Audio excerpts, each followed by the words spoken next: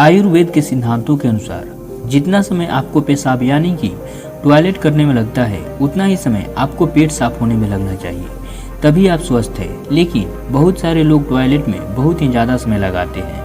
वह वहीं बैठकर फ़ोन चलाते रहते हैं, न्यूज़पेपर पढ़ते रहते हैं, लेकिन फिर भी उनका पेट साफ नहीं होता है और इस कारण से उनके मन का संतुलन पूरे दिन बिगड़ा रहता है। बेचैनी, घबराहट, किसी काम में मन न लगना, ठीक से पेट ना साफ होने की वजह से ही होता है। जब भी आप अपनी बीमारियों का इलाज आयुर्वेदिक तरीके से करवाते हैं तो सबसे पहले पेट की सफाई की जाती है। यह अपने आप में पूरा इलाज नहीं है, लेकिन यह शरीर को सुधारने के लिए बुनियादी वातावरण पैदा करता है। कोई भी दवा तभी ठीक प्रकार से काम करेगी जब आपका पेट पूरी तरह से साफ होगा, वरना आप कितनी भी दवा क्यों न खा लें, कितना भी इलाज क्यों न करवा लें, कोई फर्क नहीं पड़ने वाला। शरीर हमें कई संकेत देता रहता है कि हमारा पेट साफ नहीं हो पा रहा, जैसे कि पसीने से दुर्गंध आना, मुंह से दुर्गंध आना। यदि वह दुर्गंध आ रही है तो हमें समझना चाहिए कि हमारा पेट सही तरीके से साफ नहीं हो रहा है, हमें उसका हल ढूंढना होगा। ठीक से नींद न आना, मानसिक समस्याएं, यह सभी चीज़ें पेट के ठीक से साफ न होने के कारण ही होती है। आज के इस वीडियो में हम उन सब आसान एवं असरदार तरीकों के बारे में बात करेंगे जिससे कि आप अपने घर पर रहकर ही आसानी से अपने पेट को साफ कर सकेंगे। लेकिन वीडियो में आगे बढ़ने से पहले आप लोगों से एक छोटी सी रिक्वेस्ट है कि अगर आप इस चैनल पर पहली बार आए हैं तो प्लीज़ वीडियो को लाइक करके चैनल को सब्सक्राइब कर लें और बेल नोटिफिकेशन भी ऑन कर देना। अगर यह जानकारी आपको पसंद है तो प्लीज़ अपने दोस्तों के साथ भी शेयर करना और कमेंट में नमो बुद्धाय जरूर लिखें। तो सबसे पहले हमें यह समझना चाहिए कि हमारा दिनचर्या और हमारा खान पान पूरी तरह से बदल चुका है और इसी बदलाव की वजह से हमारे शरीर में नाना प्रकार की बीमारियों ने घर कर लिया है। हमारा पेट भी ठीक तरह से साफ नहीं हो पाता। उदाहरण के लिए आज के समय में ज़्यादातर लोग फ्रिज का ठंडा पानी ही पीते हैं, जो कि बहुत ही ज़्यादा ठंडा होता है। जितना ज़्यादा ठंडा पानी पिएंगे आपके पेट में जमी गंदगी उतनी ही सख्त होती जाएगी। इसी कारण से कब्ज की समस्याएं पैदा होती है। अगर आप उस पानी को गर्म करके या फिर हल्का गुनगुना करके पीते हैं तो आपकी पेट की गंदगी आसानी से साफ हो जाएगी। सुबह उठने के बाद आपको सबसे पहले 2 गिलास गुनगुना पानी करके उसे घूंट घूंट कर पीना है। कुछ लोगों को लग रहा होगा कि घूंट घूंट पानी करके पीने से बहुत ज़्यादा समय लगेगा, लेकिन अगर आप यहाँ पर समय नहीं लगाएंगे तो टॉयलेट में तो आपको समय लगेगा ही।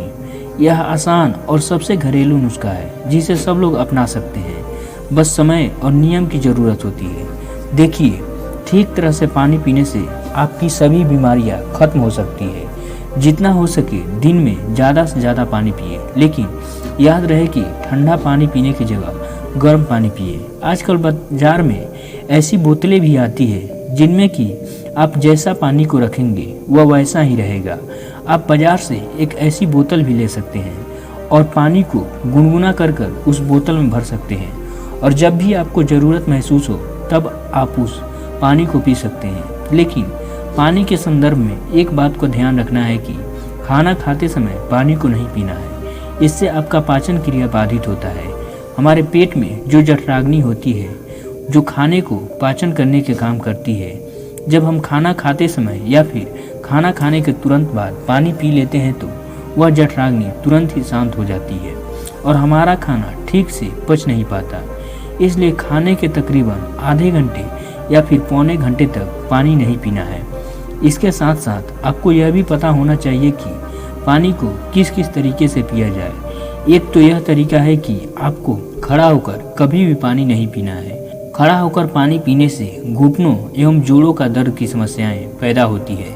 पानी को बैठकर और घूंट घूंट कर नहीं पिए, वही पानी सबसे लाभकारी और सबसे असरदार होता है। दूसरा तरीका यह है कि दिनचर्या और खाना खाने के बीच कम से कम 5 घंटे का अंतर अवश्य होना चाहिए, जिससे कि आपने जो खाना खाया है वह ठीक तरह से हजम हो जाए, वह ठीक तरह से पच जाए। जब हमारा शरीर पाचन क्रिया कर रहा होता है तब शरीर की बाकी सारी क्रियाएं धीमी हो जाती है। कोशिकाओं का स्तर पर शुद्धिकरण भी धीमी रफ्तार से चलने लगता है और इसी कारण से शरीर अपनी गंदगी को खुद साफ नहीं कर पाता। लेकिन अगर आपको खाने के बीच कम से कम 5 घंटे का अंतराल होता है तो इससे आपके शरीर को पर्याप्त समय मिल जाता है कि उसकी कोशिकाएं खुद शरीर को साफ कर सके।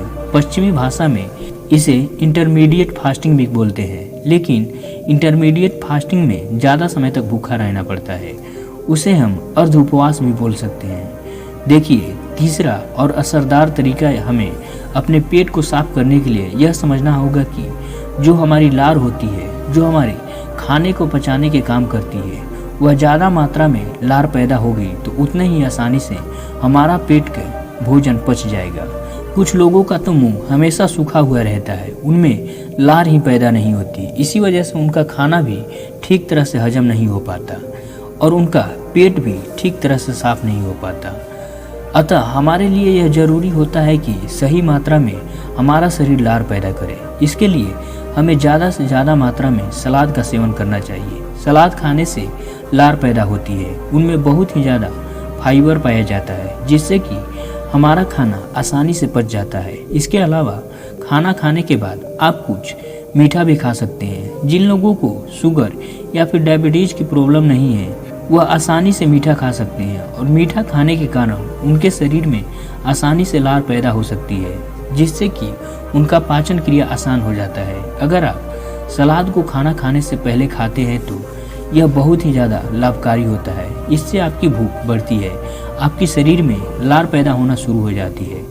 चौथा तरीका यह है अपनी आहार नली को साफ रखने के लिए। आहार नली को ठीक से साफ नहीं हो पाता तो उसका कारण यह है कि देखिए, आहार नली में वैसा ही खाना पेट में जाता है। अगर आहार नली ठीक से साफ नहीं होगा तो हमारा खाना के साथ ऐसे कीटाणु भी हमारे पेट में जाएंगे जो हमारे शरीर में नाना प्रकार के नुकसान पहुंचाएंगे।